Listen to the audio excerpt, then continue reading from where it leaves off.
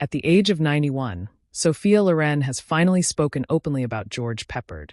Born as Sophia Loren on September 20, 1934, in Rome, Italy, she was raised in the impoverished town of Pudi near Naples. Her childhood was defined by hardship, scarcity, and survival. Growing up during World War II, she frequently hid in shelters during air raids and endured long periods of hunger. Despite these harsh conditions, Sophia's natural beauty and unbreakable spirit were evident from a young age.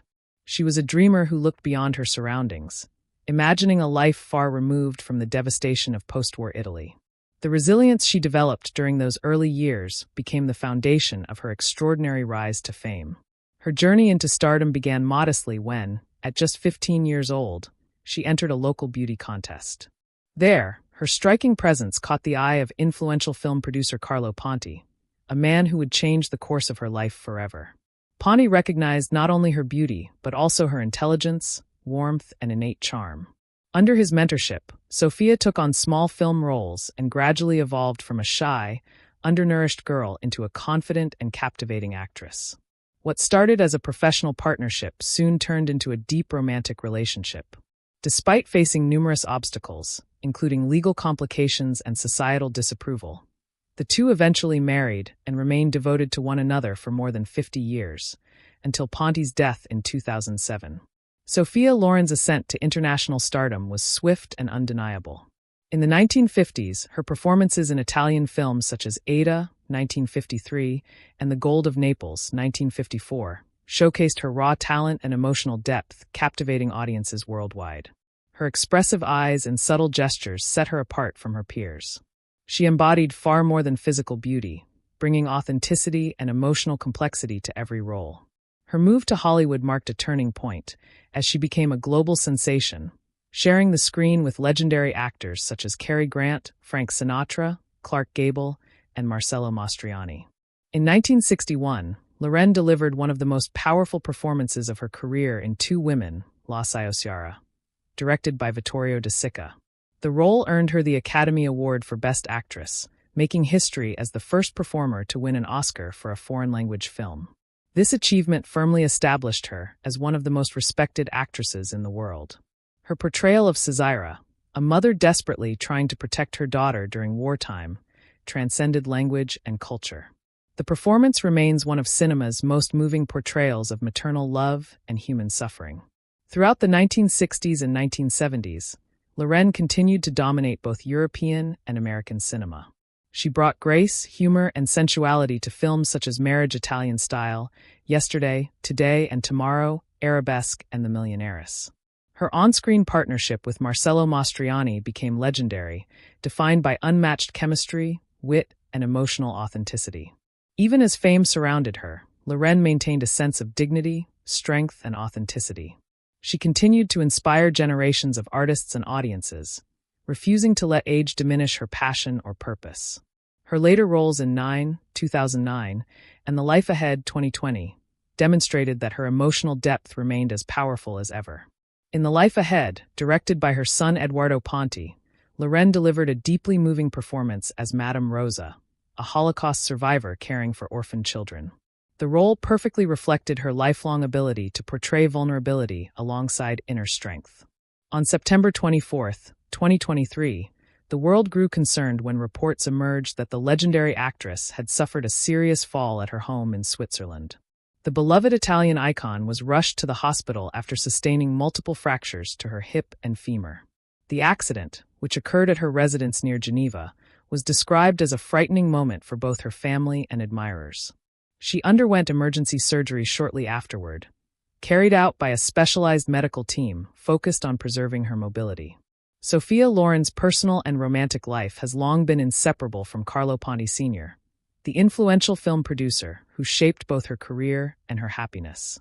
Their relationship stands as one of cinema's most enduring love stories, defined by devotion, collaboration, and defiance of social norms during a time when their union faced heavy criticism from both church and state.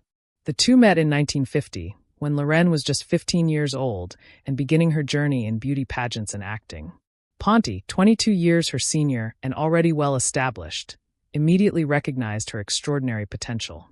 He became her mentor, guiding her career and helping transform her from an awkward teenager into a poised, glamorous star. Their bond deepened into love, but their path to marriage was filled with challenges. Pani was still legally married to his first wife, Giuliana Fiastri, and Italy's strict divorce laws made separation nearly impossible. Despite these barriers, their devotion only grew stronger. In 1957, they married by proxy in Mexico, a controversial move that caused scandal in Italy, where the marriage was not recognized. The union was later annulled in 1962 to avoid legal consequences, but their relationship endured. Finally, in 1966, after years of struggle, Carlo Pani obtained French citizenship, allowing him to legally divorce and marry Sophia Loren once more, this time in Paris. This second marriage marked the true beginning of their lifelong partnership, both personally and professionally.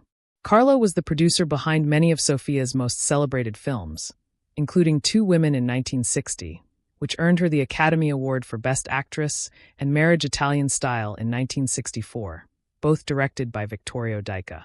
Together, Sophia and Carlo created a remarkable artistic legacy that came to symbolize Italian elegance, refinement, and cultural prestige on the global stage.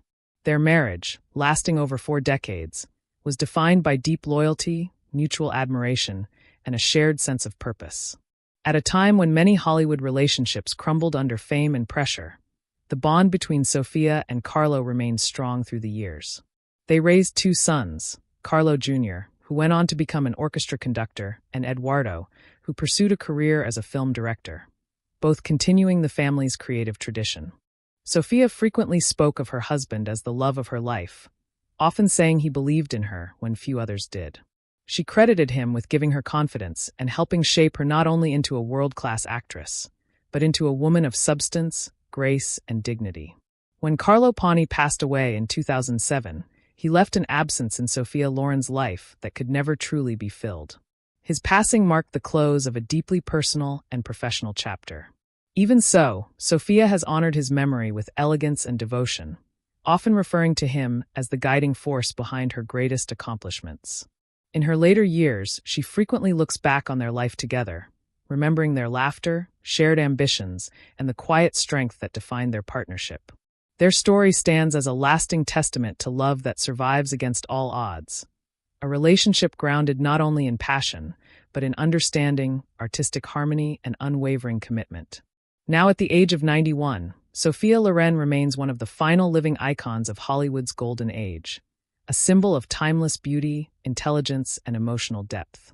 Over the course of her extraordinary career, she worked alongside many of the most legendary leading men of her era. Yet one name she rarely discussed publicly was George Peppard. Only in her later years has she felt ready to speak openly about their time together, revealing both her admiration for him and the difficulties that came with collaborating with such a complex and intriguing individual. "George was always a mystery to me," Loren recalls gently. "He was handsome and talented, yet there was something troubled behind his eyes, a constant need to prove himself." She remembered first meeting Peppard in the early 1960s, when both were at the peak of their careers. By then, she was already an international star, celebrated for her performances in Two Women, El Cid, and Yesterday, Today, and Tomorrow. Peppard, meanwhile, had just achieved major success with Breakfast at Tiffany's, emerging as one of Hollywood's most promising new leading men. "We met at a dinner in Los Angeles," she said. "At first he was quiet, almost reserved, but when he spoke, there was authority in his voice. I could tell he had fought hard to earn respect." Loren described him as possessing a traditional sense of masculinity, one that could be charming, yet occasionally intimidating. "He could be very appealing," she said, "but he also wore a kind of emotional armor that made it difficult to truly know him." According to Loren, their working relationship was built on mutual respect, but it wasn't without strain. "George took his craft very seriously," she explained. "He wanted perfection in every word, every movement. That level of intensity can be inspiring, but it can also be tiring. When things didn't go the way he wanted, he could become frustrated," she recalled. "I would simply smile and tell him, 'George, life is not a battlefield.' He laughed, but I don't think he ever truly accepted that idea." Her laughter at the memory carried a hint of sadness, as though she were recalling a man who never fully found peace within himself. "He craved recognition," she said. "Yet at the same time, he pushed people away. That was the contradiction he lived with." Loren spoke openly about Peppard's reputation in Hollywood, his perfectionism, stubborn streak, and at times challenging temperament. There was a fire inside him, she said. It burned intensely, but it also consumed him. She remembered how his clashes with studios and fellow actors ultimately cost him roles that could have elevated his career even further. He never really played by Hollywood's rules, Loren admitted. He wanted to be respected as a serious artist, not just admired for his looks. I respected that about him. But in this industry, sometimes compromise is necessary, and George refused to bend. Despite this, Loren's reflections were filled with warmth rather than criticism. He had a gentleness that many people never saw, she said. Between takes, he could be kind and thoughtful. He loved discussing literature, politics, and the deeper questions of life. He was never shallow, his mind was always searching. She paused before adding softly, "Sometimes I think he was simply too intelligent for the world he was in." Hollywood values charm more than reflection. George had both, but he was never comfortable with the illusion. When speaking about Peppard's later years, Loren became emotional. "It saddened me to see how the industry turned away from him," she admitted. "He deserved more. There was a time when he could have stood alongside the greats, Brando, Newman, but life had different plans." She believed his struggles with alcohol and inner demons came from the same restless energy that once made him so compelling on screen. "He searched for truth in everything," she said. "But truth can be painful, and he carried that pain within himself." Asked what she would say to George Peppard if he were still alive, Loren smiled softly. "I would tell him he was extraordinary," she said. "That he didn't need to fight so hard, that his talent alone was enough." After a long pause, she added quietly, "He was a good man, even when he couldn't see it himself."